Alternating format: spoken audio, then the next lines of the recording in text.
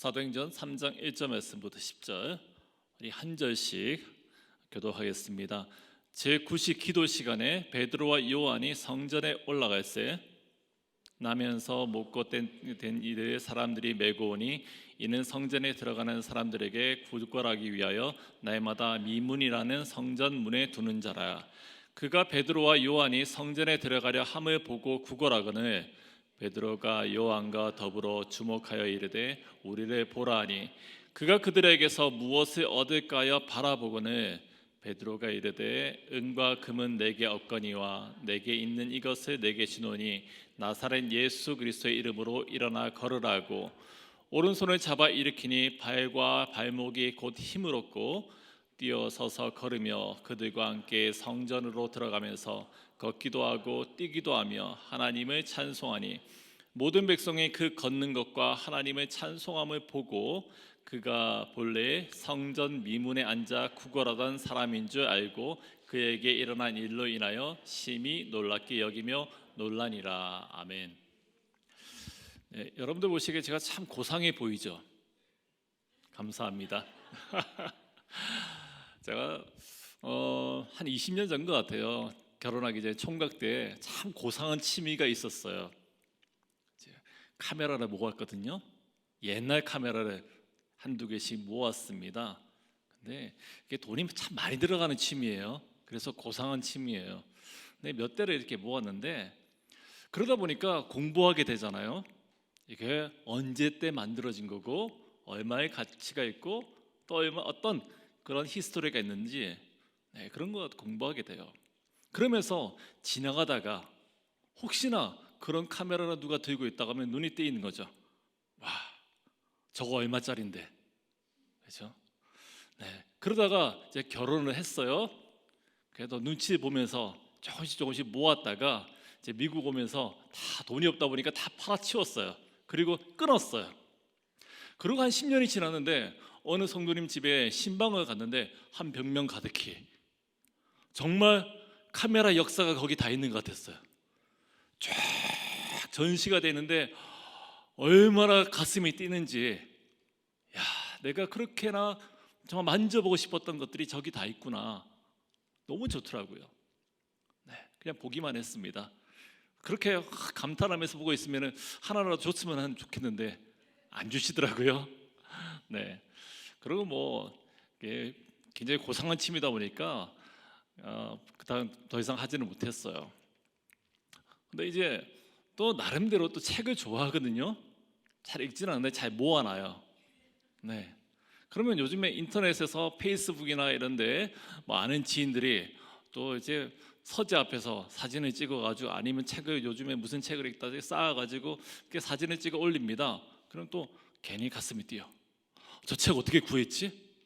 그 사람이 어떻게 생겼는지 저렇게 나이가 들었을까? 뭐 이런 거 별로 관심 없어요. 거기 책이 딱 눈에 보이는 거야. 야, 저거 어떻게, 저거 내가 정말 읽고 싶은 책인데, 죄송해요, 가지고 싶은 책인데, 뭐 이런. 그러니까 우리가 제가 말씀드리는 것이 그거죠. 우리가 관심 가는 대로 눈이 뜨이게 되고 또 생각이 열리게 되어 있습니다. 여러분들은 그렇지 않습니까? 네, 그렇죠. 저만 그렇죠. 네, 오늘 말씀은 이렇게 시작합니다. 제9시 기도 시간에 베드로와 요한이 성전에 올라갔다라는 말씀으로 시작하고 있습니다. 이 본문에서 말하는 제9시 시간은 지금의 한 오후 3시 정도 되는 시간입니다.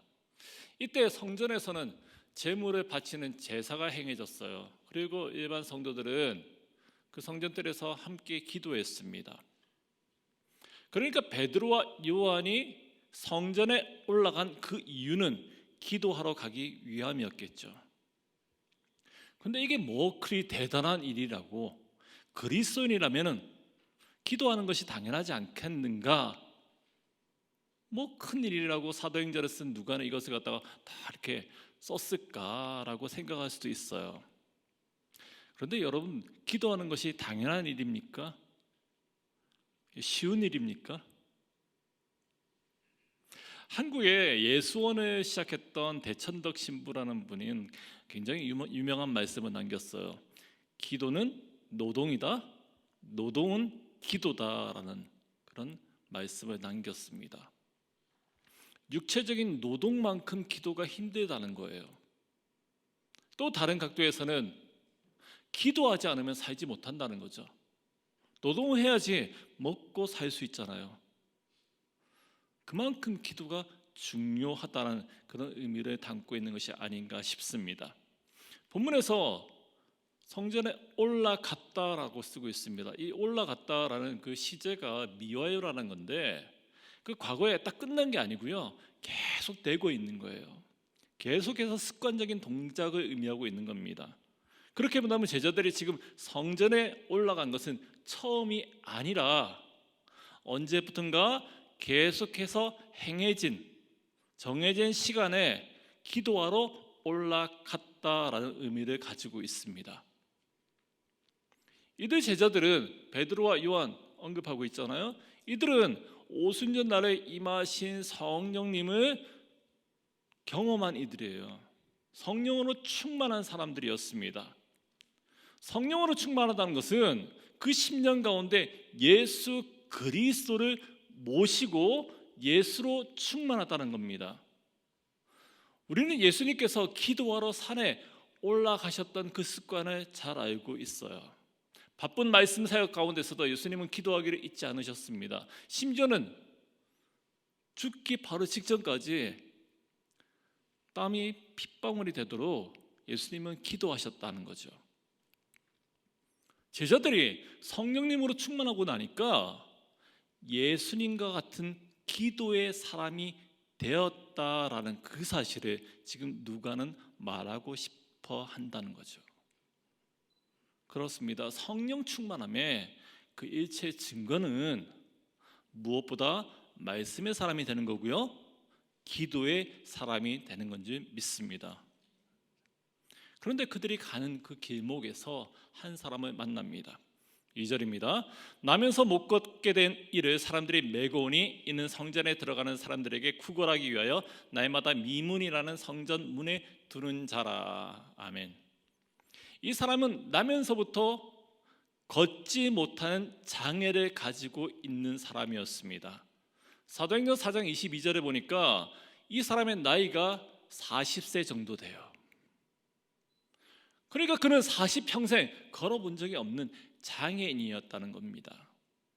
당시 유대 공동체에서 장애인으로 살아간다는 건 요즘과 같은 그런 관점에서 이해해서는 안 될 거예요. 당시 사람들은 장애를 어떻게 생각했냐면 본인이나 아니면 그 부모가 심각한 죄를 지었기 때문에 하나님으로부터 저주를 받았다라고 생각했습니다. 여러분들은 예수님으로부터 고침을 받은 그 사람의 그 부모를 제사장이나 그런 종교 지도자들이 불러서 문책한 적을 있음을 여러분들 기억하실 것입니다. 그 부모가 얘기를 해요. 누구의 죄 때문인지 모른다라는 거죠. 죄의 결과가 장애라고 그들은 생각했습니다. 마찬가지로 사람들은 성전 미문에서 구걸하던 그 사람을 죄인으로 부정한 자라고 생각했습니다. 그래서 누구도 그에게 눈길 한번 주지 않았을 거고요, 따뜻한 위로의 말을 전하지도 손 한번 잡아주지도 않았을 것입니다. 게다가 그 사람은 그곳에 자기의 힘으로 갈 수가 없죠. 다른 누군가가 그를 데려다가 거기다 가져다 놨어요. 다른 이의 도움을 받는 건 미안하기도 하면서 참 자존심도 상하고 어려운 일입니다. 근데 그가 그곳에 하루 이틀도 아니고 어쩌면 40평생 동안 매일같이 그곳에 왔을 거예요. 그런 어려움에도 불구하고 그곳에 거기 나와 있어야만 되는 이유가 어디 있겠습니까? 바로 구걸이죠. 그곳에 와야만 많은 사람들을 만나고 또 돈을 많이 얻을 수 있기 때문이었습니다. 사람들의 그 경멸하는 시선도 그는 알고 있었을 거예요. 그럼에도 그까짓 거 중요하지 않다는 거죠. 동전 하나만 얻을 수만 있다면 다 이길 수 있다라는 거예요. 그에게는 그 모든 것에 넘어서는 경제적인 그런 고통이 있었다는 겁니다. 육신적인 고통과 더불어서 경제적인 고통이 그에게는 있었어요. 그것뿐만 아니라 그에게는 영적인 고통도 있었습니다. 어쩌면 평생을 성전 문 앞에 있으면서 성전에 출입하는 사람들을 보고 살았어요. 그렇지만 그는 한 번도 성전에 들어가 본 적이 없습니다. 제사를 드려본 적도 없고 성전 마당에서 기도해 본 적도 없습니다. 왜냐하면 그는 나면서부터 부정한 자였기 때문에 들어가면 큰일 나는 거예요. 그러니 그의 눈에는 기도하러 성전에 모여드는 그 사람들이 참 배부른 자다라고 여겼을지도 모르고요. 그들이 열심, 이것이 참 못마땅해 삐뚤어진 시각으로 그를 보았을지도 모르겠습니다. 그렇다면 그는 영적으로 참 불구자라고 할 수 있겠죠. 그가 그런 어느 날 오후에 베드로와 요한을 보았습니다. 아마 이들이 누군지 몰랐을 겁니다. 그의 관심은 그들이 예수님의 제자였는지 성령으로 충만한 자였는지 아무 관심도 없어요. 오로지 그의 눈에는 그 사람이 그들이 던져주는 동전 하나에만 관심이 있었겠죠. 어떻게 하면 저 사람들의 주머니에서 돈을 끄집어낼 수 있겠는가? 그런 목적으로 충만하였을 것입니다. 사람들이 그에게 경멸의 눈빛을 보인다 할지라도, 욕을 하고 돌을 던지다 할지라도 돈을 얻을 수 있으면 다 괜찮다라는 거죠. 그래서 그에게 돈은 절대적인 가치였습니다. 엄밀히 말하자면 그는 돈의 지배를 받는다라고 할 수 있겠습니다. 우린 여기서 세상 사람들의 그 관심과 필요에 대한 어떤 힌트를 얻을 수 있습니다. 사람들이 필요하는 것은 다 현실적인 것이죠. 세상이 필요한 것은 물질적인 것입니다. 어쩌면 그것은 세상 사람들뿐만 아니라 우리 모두도 그런지도 모르겠습니다. 조금의 더 수익을 얻을 수 있다면, 내가 이 자리를 지킬 수 있다면 이까이 거 양보할 수 있는 것이 우리의 믿음의 수준이 아닌가 한번 돌아보길 원한다는 거죠. 우리는 늘 현실적이고 당장의 필요에 대해서 참 매여 살아가는 그런 존재일지 모르겠어요.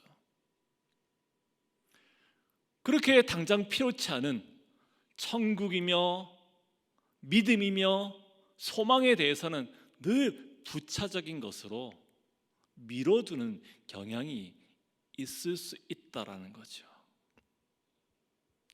이 문제에 대해서는 스스로 돌아봐야 돼요. 나는 어떤가요? 제가 그랬거든요. 예전에 총각 때 참 고상하기도 하였지만 참 세속적이었어요. 언제가 일을 하면서 아르바이트라는 거 있잖아요. 파타임으로 이제 아르바이트를 하는데 이제 인센티브를 받아요. 뭘 잘 팔면은 인센티브가 생겨요. 그러면 손님들이 오잖아요. 이게 손님한테 하나 팔고 두 개 팔면은 인센티브가 높아지니까 나중에는 그 손님들이 돈으로 보여요. 제가 그 경험이 얼마 안 돼서 짧은 시간만 했기 때문에 그랬는지 모르겠어요. 근데 그 얼마간의 돈이 높아지는 거에 마음이 혹해지더라고요. 어떻게 저 사람을 갖다가 잘 꼬드겨가지고 잘 말을 구슬려서 이 물건을 팔을 수 있느냐, 거기에 집중하게 됐더라고요. 그때 제가 교회 잘 다니는 청년이었어요. 제가 신학교 다니면서 아르바이트 했거든요. 그럼 전도사잖아요. 야, 전도사라고 다 거룩한 사람들이 아니에요. 네. 근데 제가 하는 아르바이트에서 시각이 그렇게 바뀌는 것을 경험했어요. 삶의 모든 것, 인생의 가치와 행복, 그 내용까지도 어쩌면 물질이 있느냐 없느냐에 따라서 결정된다라고 생각하는 겁니다. 삶의 주도권의 문제예요.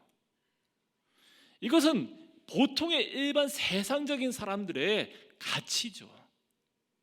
사람들은 돈이 있으면 해결하지 못하는 문제는 없다라고 생각해요. 심지어는 물질의 영혼의 문제까지도 다 해결해 줄 수 있다라고 생각을 합니다. 누가복음 12장 19절 말씀에 이렇게 쓰여 있습니다. 내가 내 영혼에게 이르되 영혼아 여러 해 쓴 물건을 많이 쌓아 두었으니 평안히 쉬고 먹고 마시고 즐거워하자. 한 부자의 고백이에요. 여러 해 쓴 물건, 물질을 갖다 많이 쌓아 두었으니까 내 영혼은 늘 평안해요. 그런 그의 말과 같이 그 부자의 영혼을 채워 주었을까요? 온전한 풍성한 위로를 경험했을까요? 결코 그렇지 않습니다. 여러분들의 인생에 있어서 가장 중요한 목적이며 이유는 무엇입니까? 지식입니까? 명예입니까? 부입니까? 건강입니까? 아니면 쾌락입니까? 이런 것들만 이루어지면 정말 나는 만족할 수 있네. 이 어려운 이민자의 삶에서 내 평생에 이렇게 수고했으니 이런 거 다 이루었다. 나는 다 했구나. 완벽해. 그러면서 만족하며 여러분들은 살 수 있습니까? 그 모든 문제들이 다 되었던가요? 그런데 잘 보세요. 우리가 지금 오늘 3장을 살피는데 2장의 마지막 부분은 성령 충만한 베드로의 설교를 듣고 변화받은 사람들이 공동체를 이루었던 그 모습을 기록하고 있습니다. 어떤 공동체였습니까? 44절부터 46절을 읽어보겠습니다. 믿는 사람이 다 함께 있어 모든 물건을 서로 통용하고 또 재산과 소유를 팔아 각 사람의 필요를 따라 나눠주며 날마다 마음을 같이하여 성전에 모이기를 힘쓰고 집에서 떡을 떼며 기쁨과 순전한 마음으로 음식을 먹고. 오늘날에는 전혀 있을 법하지 않은 초대교회, 정말 이상적인 하나님 나라의 공동체의 모습을 그리고 있습니다. 이 사람들 우리와 같이 자신을 위해서 사랑하는 이들과 함께 잘 살기 위해서 물질이 필요했던 그런 사람들이었습니다. 물질의 권력임을 인정하면서 그렇게 살았던 사람들이었습니다. 그런 그들이 복음을 듣고요, 성령으로 충만해지자 삶에 대한 생각이 바뀌었습니다. 자기 자신에게서 공동체로 관심이 바뀌었습니다. 이웃을 보게 되었습니다. 그리고 그들은 신앙의 그 아름다운 공동체를 만들어 갔더라는 거죠. 사람들은 그들에게서 더 이상 경쟁자며 착취하는 자나 이런 짓밟는다 그런 식들을 다 그런 대상으로서의 그들을 보는 것이 아니라 함께 기도하고 함께 식사를 나누는 그런 지체가 되었더라는 겁니다. 왜 그렇습니까? 주도권이 바뀐 거예요. 주인이 바뀐 겁니다. 누가는 이러한 공동체의 모습을 소개하고 나서 바로 이어서 성전 앞에서 구걸하고 있는 이 사람을 다루는 사건을 소개하고 있습니다. 이렇게 배치하는 것이 예사롭지는 않은 것 같아요. 누가는 40년을 안진뱅이로서 구걸하던 이 사람을 통해서 주님을 알지 못하는 그 인생들이 어떠한가 그 현주소를 지금 보여주고 싶었던 거죠. 하나님이 아니라 다른 것을 신인 줄 알고 헌신하는, 거기에 목말라하는, 목매하는 어리석은 인생들을 말하고 있는 것인가 싶다는 거죠. 완벽한, 한 번도 일어난 본 적이 없는, 자기 힘으로 모든 것을 이겨낼 수조차 없는 완벽한 불구의 상태에 빠진 그런 세상을 말해주고 있다는 것입니다. 인생들은 정작 자신이 무엇이 필요한지를 알지 못해요. 제대로 알지 못하기 때문에 열심히 구하면서 찾아다니지만 잘못된 것을 구할 뿐이라는 겁니다. 너무나 열심히 찾아다니다가 지쳐서 영적인 과부하에 걸린 그런 인생의 모습을 가지고 있다라는 거죠. 비극입니다. 그래서 그들은 대표적으로 물질적인 것들에 전부인 줄 알고 그것만 얻으면 다 된다라는 그렇게 생각하는 비극을 그들은 경험하고 있는 그런 존재라는 겁니다. 바로 그러한 사람들에게, 그런 세상에게 그리스도인들은 무엇을 주어야 하는가? 이 질문이 바로 우리가 찾아야 되는 그런 핵심의 질문입니다. 여러분들이 그리스도인이라 고백하잖아요. 나는 예수 그리스도로 말미암아서 구원을 받았다, 하나님의 자녀다라고 그런 믿음의 고백을 하지 않습니까? 그렇다면 이 말씀에서 얘기하는 것은 세상에게 너희들이 그리스도인으로서 주어야 할 것이 있다라는 거예요. 무엇을 주어야 할까? 4절입니다. 베드로가 요한과 더불어 주목하여 이르되 우리를 보라 하니. 베드로와 요한은 그를 보았습니다. 주목하여 보았습니다. 이전과는 달리 집중해서 그를 보았다는 뜻입니다. 그 시선은 마치 38년 된 병자에게 찾아가셨던 예수님의 바로 그 시선이에요. 어떻게 그들이 그 안진뱅이 40살이나 먹은 그 장애인을 그렇게 집중하여서 볼 수 있었을까요? 여기서 집중한다는 것은 그 심령의 필요에 그 깊숙한 곳에 꿰뚫어 본다는 거예요. 그 이유는 성령으로 충만했기 때문입니다. 성령님의 그 역사를 경험하고 나니까 세상에서 보이지 않던 것들이 보이게 되고요, 들리지 않는 것들이 들리게 되고요, 느끼지 못하던 것을 느끼게 되는 겁니다. 성령을 경험하고 나니까 세상과 사물이 다르게 보이더라는 겁니다. 누구처럼 보게 되는 거죠? 예수님처럼요. 지난 금요 집회 때 주님의 시선이라는 이 찬양을 함께 불렀습니다. 이런 가사입니다. 띄워주시겠어요? 흐르는 시간이 한숨만 남기고 반복된 실패 속 지쳐갈 때, 내 마음의 소망이 눈물 조각 될 때 내 곁에 다가와 부르시네. 주님의 시선 나를 비추시고 상처난 내 맘 만지시네. 말씀하시고 회복해 하시네. 주의 사랑이 다시 살게 하시네. 주님의 시선은 병든 자를 그저 불쌍히만 여기는 그런 시선이 아니었어요. 주님은 그 병든 자의 상처와 절망과 그 헤어나오지 못한, 어찌할 수 없는 그 아픔의 모든 깊숙한 그 절망들을 보셨던 거죠. 그리고 그를 고치시고 다시금 살게 하시는 그런 시선이었어요. 그와 같은 주님의 시선으로 제자들은 성전 앞에 엎드려 있는 그 사람을 보았다라는 거죠. 성령 충만한 베드로와 요한이 그 안진뱅이를 보게 되었을 때 예전의 베드로의 모습, 그 생각들이 바뀌어지고 마음이 바뀐 것을 경험해요. 그들의 눈에는 정말 이 안진뱅이에게 필요한 것은 돈이나 재물이 아니라 다른 것이 있다는 것을 이들은 알게 되었어요. 그리고 자신들이 무엇을 줄 수 있느냐, 줄 수 있는 것이 무엇인가에 대한 그런 분명한 답을 알게 되었다는 겁니다. 6절 말씀 함께 있습니다. 6절 시작. 베드로가 이르되 은과 금은 내게 없거니와 내게 있는 이것을 내게 주노니 나사렛 예수 그리스도의 이름으로 일어나 걸으라고. 아멘. 베드로는 지금 놀라운 진리를 선포하고 있습니다.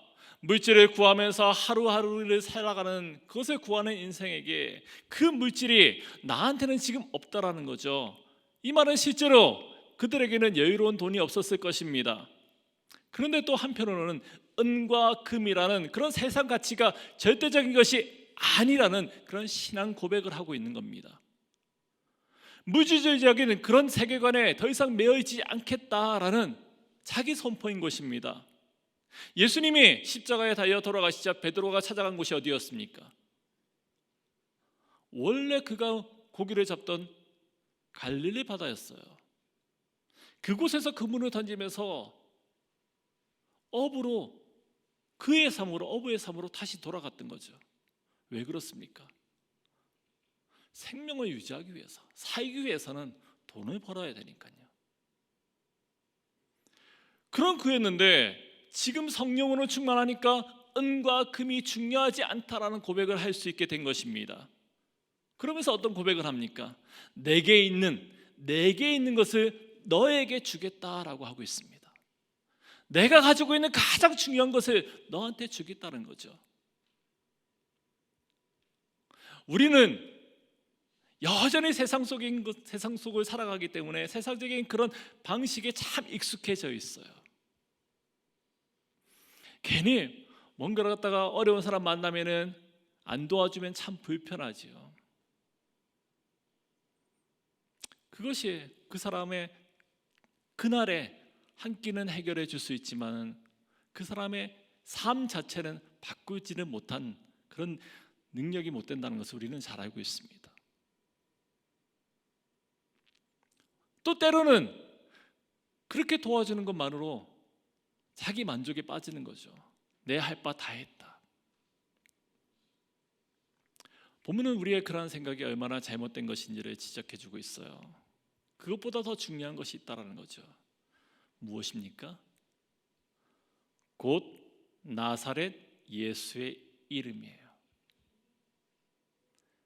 예수의 이름의 능력이 중요하다라는 것을 정말 너무나도 강력하게 선포하고 있는 거죠.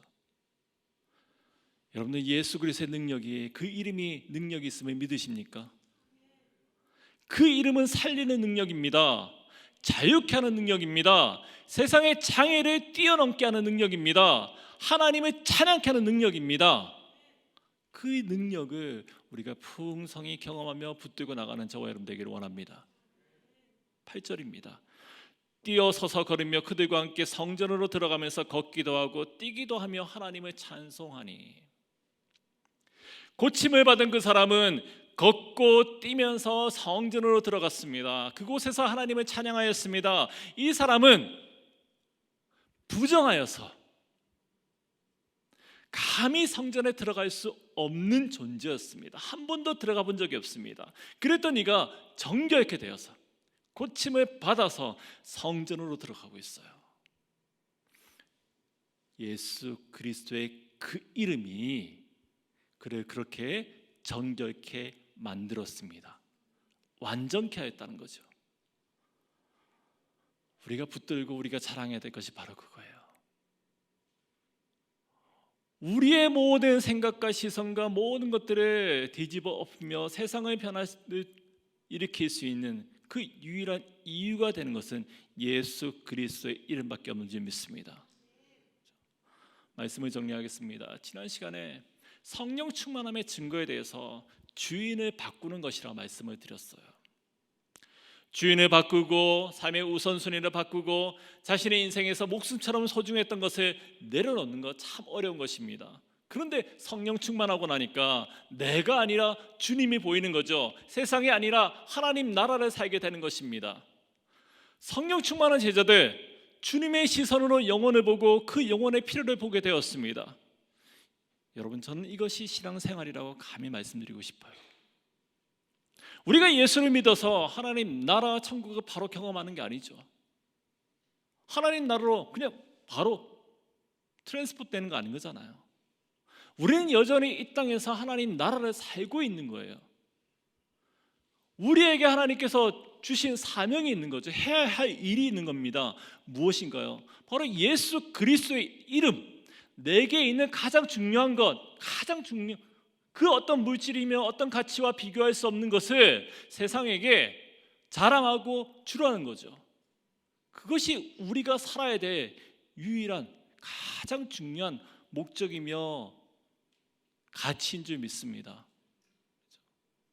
여전히 세상에 매몰되어서 세상 사람들의 가치처럼 돈에 쫓기고 명예를 따라가고 시간에 매여 사는 그런 존재가 아니라 나는 예수 그리스도 때문에 과감히 내려놓을 수 있다는 거예요. 돈 벌지 않고 먹지 말고 그냥 수도원에 들어가가지고 기도하며 살라는 거 아니죠. 살아가면서 그럼에도 불구하고 내게 가장 중요한 것은 예수 그리스도의 그 이름이다.